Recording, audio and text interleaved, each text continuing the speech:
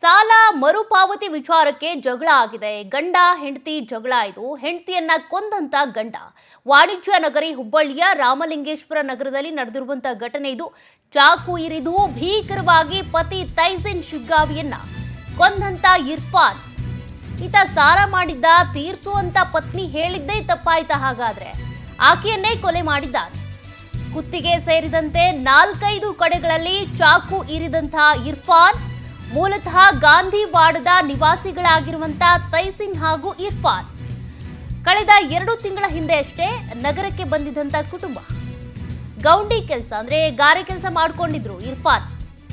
ಸಾಲ ಮಾಡ್ಕೊಂಡ್ಬಿಟ್ಟಿದ್ದ. ಆ ಸಾಲ ಮರುಪಾವತಿ ಮಾಡು ಅಂತೇಳಿ ಪತ್ನಿ ಹೇಳಿದ್ದಾಳೆ.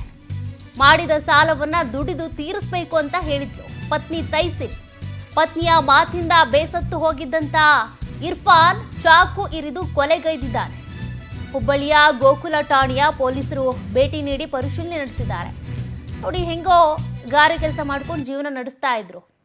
ಜೊತೆಗೆ ಸಾಲ ಕೂಡ ಮಾಡ್ಕೊಂಡಿದ್ದ ಇರ್ಫಾನ್. ಹೀಗಾಗಿ ಪತ್ನಿ ಹೇಳಿದ್ದಾಳೆ, ಸಾಲ ಯಾವತ್ತಿದ್ರೂ ಸೂಲ ಇದ್ದಂಗೆ, ಹಾಗಾಗಿ ದುಡ್ದು ತೀರಿಸು ಸಾಲನ ಅಂತ. ಪತ್ನಿ ಪದೇ ಪದೇ ಈ ವಿಚಾರ ಹೇಳ್ತಿದ್ದಾಳೆ ಅನ್ನೋ ಕಾರಣಕ್ಕೆ ಇತ್ತೀಚೆಗೆ ಬುದ್ಧಿ ಮಾತು ಹೇಳಿದ್ದಕ್ಕೆ ಕೊಲೆ ಮಾಡಿದ್ರು.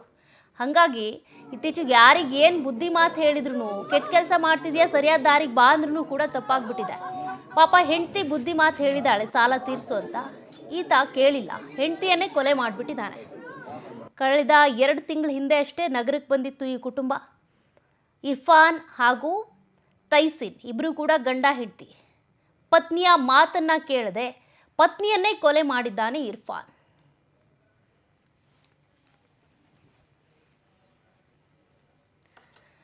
ಮತ್ತಷ್ಟು ಡೀಟೇಲ್ಸ್ ಕೊಡ್ತಾರೆ ಪ್ರತಿನಿಧಿ ರವಿಕುಮಾರ್. ಇತ್ತೀಚೆಗೆ ಯಾರಿಗೆ ಬುದ್ಧಿ ಮಾತು ಹೇಳಿದ್ರು ಕೂಡ ಅದು ಕಷ್ಟ ಆಗ್ಬಿಡುತ್ತೆ, ಯಾಕೆಂದ್ರೆ ಅದು ಕೊಲೆಯಲ್ಲಿ ಅಂತ್ಯ ಆಗುತ್ತೆ.